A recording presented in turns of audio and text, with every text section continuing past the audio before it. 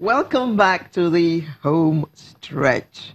And I love this part of the program, really I do, because we get artists who come in who have studied A and are now doing B. Z. No, B is too close. Are now doing Z.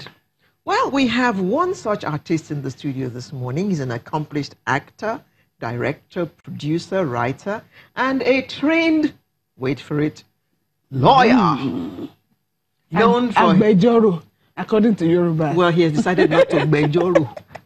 He's decided to go and do something else. He decided that stage was more attractive for him. So he's now into acting and directing. Please welcome Femi Adebayo. Thank you very much. Good morning. To have you here. Thank you very much. Happy to be here. So, you first of all digressed, went to read law, and then came back to what you really wanted to do, which was following your dad's footsteps. Well, sincerely, my intention was never to be an actor. Oh, I'd okay. always wanted to be a lawyer, a trained lawyer. So acting for me was a hobby. So Is it still a hobby? now a profession. It's hobby turned profession, actually. But I just think it's a divine call. That's the way I see it. Okay. My love for law, you know, after I was called to the bar in 2003, I loved that course so much that I proceeded. I have a master's in law and do that. And I see that the more I pull myself to law, the more the entertainment part of the pulls you the other way. Because you've always been there, right from where you were growing up, I guess. And as I speak, That's why. I just got an audition for my PhD in law. Are you going to pursue that? Yes, I will. I actually want something to tie me to that law. I love that. But you see. Did you practice at any time? Yes, I did. I practiced for 2 years after I was called. 2 years only. Yes. So, what do you want to do with a PhD in law? Well, probably be able to impact the knowledge at some point in time into others. So, That's going into maybe lecturing or something. lecturing. Yes. Well, by the way, Adebayo is the son of veteran Nollywood actor Adebayo Salami, known as Ogabelu. Yes. And we understand that the pull came when he was young from seeing his father on stage, and he liked it. Exactly. And it became his hobby. Exactly. But now it's his profession, even though he still wants to go back and get a PhD in law. Exactly. So that at some future time, he can impart legal knowledge. Hopefully, because if this love is still this pool waxing strong, then Yeah, hopefully, so we'll just get prepared for it. So if it's pulling and pull. Do you think that you're actually going to be able to take off time from acting to go and do a PhD? Well, I'm trying to pull it, like I did for my master's. Well, master's is just 1 year. PhD is about 3 years. It's a more daunting proposition.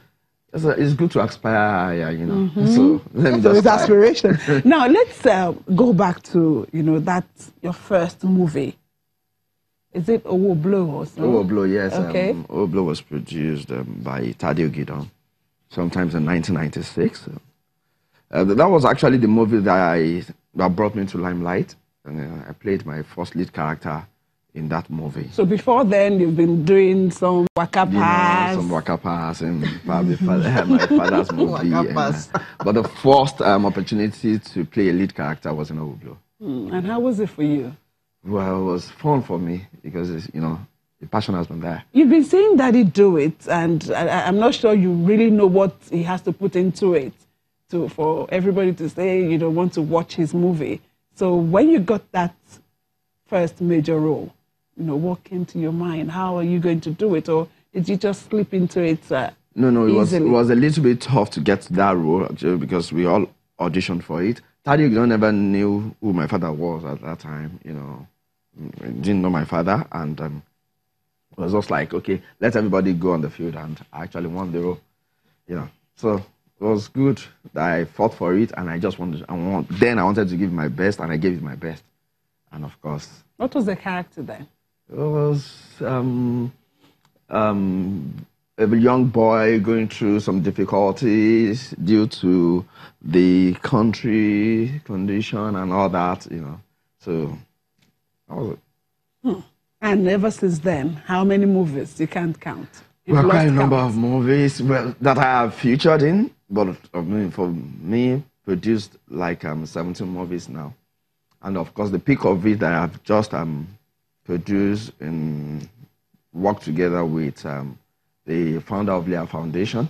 That is the wife of the executive governor of Kwara State, Dickiness Omolola Ahmed.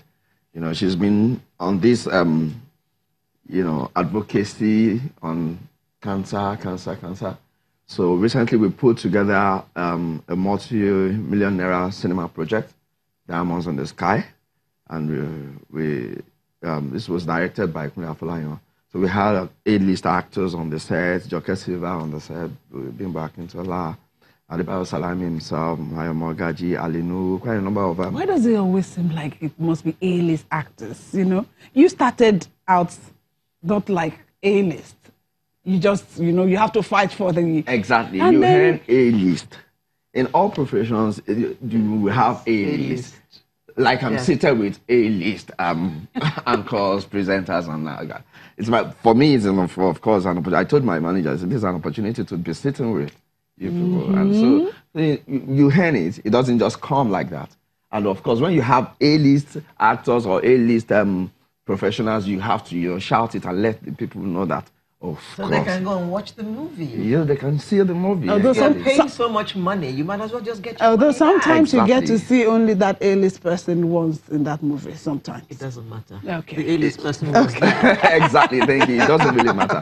But this is actually a project that needs to be seen by all, especially the ladies. Is it showing yet? It's coming to the cinema soon, but we're doing a private screening for it by 6th of February. And I'm so passionate about it. What does it touch are we on? invited? You said Yes, cancer? you are. It talks about awareness of cancer.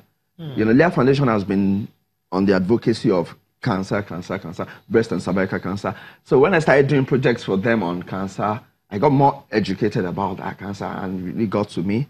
And you see, about 60% of the females out there do not know how to keep their body, how to watch their body, how to prevent this deadly scourge, So, and it's just prevention, really.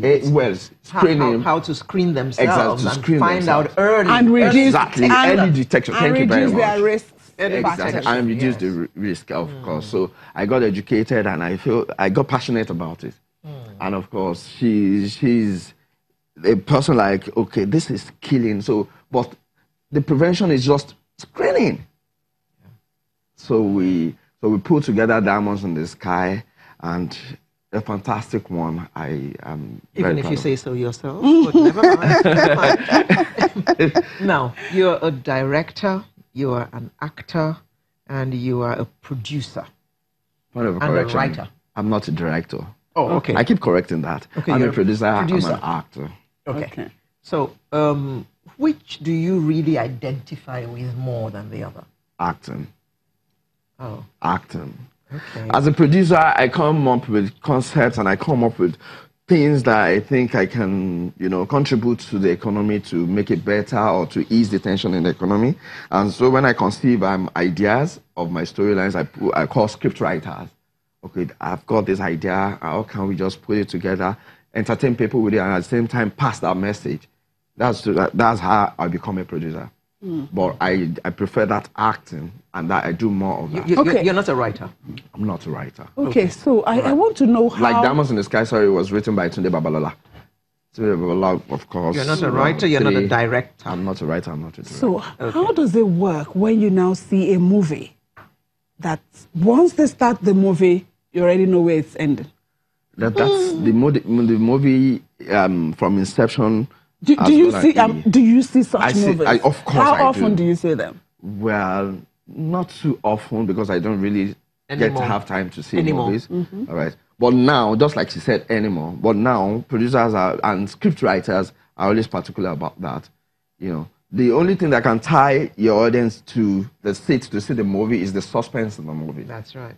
So I know that, of course, not anymore. You can't see movies. But I can assure you, movies produced by me, you can't tell where the movie is going to end. Okay. You act Yoruba movies, and you also act English movies. Yes, I do. But I do more of Yoruba movies. More of Yoruba, okay.